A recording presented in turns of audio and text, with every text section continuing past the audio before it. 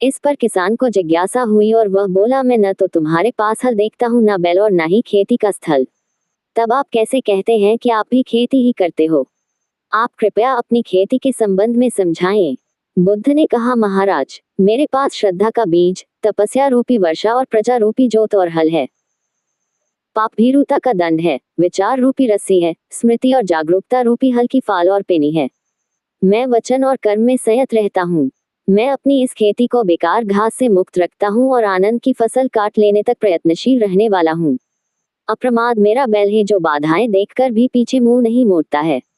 वह मुझे सीधा शांति धाम तक ले जाता है। इस प्रकार मैं अमृत की खेती करता हूँ। प्रेरक कहानी 4, दान की महिमा। भगवान बुद्ध का जब पाटलिपुत्र में शुभागमन हुआ तो हर व्यक्ति अपनी अपनी सांपत्तिक स्थिति के अनुसार उन्हें उपहार देने की योजना बनाने लगा। राजा बिंबिसार ने भी कीमती हीरे, मोती और रत्न उन्हें पेश किए। बुद्धदेव ने सबको एक हाथ से सहर्ष स्वीकार किया। इसके बाद मंत्रियों, सेठों, साहूकारों ने अपने अपने उपहार उन्हें अर्पित किए और बुद्धदेव ने उन सबको एक हाथ से स्वीकार कर लिया। इतने में एक बुढ़िया लाठी टेकते वहां आई। बुद्धदेव को प्रणाम कर वह बोली, भगवान, जिस समय आपके आने का समाचार मुझे मिला उस समय मैं यह अनार खा रही थी। मेरे पास कोई दूसरी चीज न होने के कारण मैं इस अधखाए फल को ही ले आई हूँ। यदि आप मेरी इस तुच्छ भेंट स्वीकार करें तो मैं अहोभाग्य समझूंगी। भगवान बुद्ध ने दोनों हाथ सामने कर वह फल ग्रहण किया। राजा बिंबिसार ने जब ये देखा तो उन्होंने बुद्धदेव से कहा, भगवान, क्षमा करें, एक प्रश्न पूछना चाहता हूँ। हम सब ने आपको कीमती और बड़े बड़े उपहार दिए जिन्हें आपने एक हाथ से ग्रहण किया, लेकिन इस बुढ़िया द्वारा दिए गए छोटे एवं जूठे फल को आपने दोनों हाथों से ग्रहण किया, ऐसा क्यों?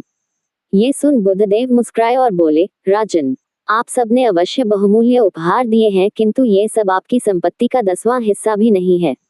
आपने ये दान दीनों और गरीबों की भलाई के लिए नहीं किया है, इसलिए आपका ये दान सात्विक दान की श्रेणी में नहीं आ सकता। इसके विपरीत इस बुढ़िया ने अपने मुंह का कौर ही मुझे दे डाला है। भले ही यह बुढ़िया निर्धन है, लेकिन इसे संपत्ति की कोई लालसा नहीं है। यही कारण है कि इसका दान मैंने खुले हृदय से दोनों हाथों से स्वीकार किया है। तारांकन तारांकन तारांकन तारांकन तारांकन तारांकन।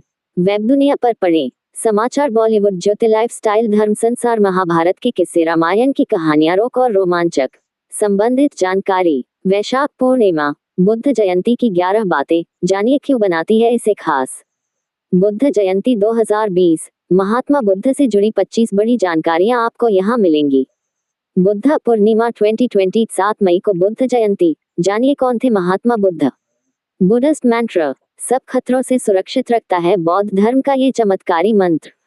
सभी देखें, जरूर पढ़ें। पुराणों की 10 ऐसी भविष्यवाणियां जो आज हो रही हैं सच। सम्मोहन विद्या क्या है, कैसे आप भी कर सकते हैं दूसरों को सम्मोहित। योगिनी एकादशी, योगिनी एकादशी व्रत का महत्व और कथा। सूर्य की कर्क संक्रांति कब है, जाने इसका महत्व। पूजा करते समय सिर ढकना क्यों जरूरी है। सभी देखें धर्म संसार। 3 जुलाई 2024, आपका जन्मदिन। चिंता हो रही हो तो क्या करें। गुरुदेव श्री श्री रविशंकर। 3 जुलाई 2024, बुधवार के शुभ मुहूर्त। शिवलिंग पर चढ़ाया प्रसाद क्यों नहीं खाना चाहिए, जाने महत्व और विधान। भगवान जगन्नाथ को पहले क्या कहते थे और किस आदिवासी जाति के वे देवता हैं। अगला लेख, वैशाख पूर्णिमा, बुद्ध जयंती की 11 बातें, जानिए क्यों बनाती है इसे खास।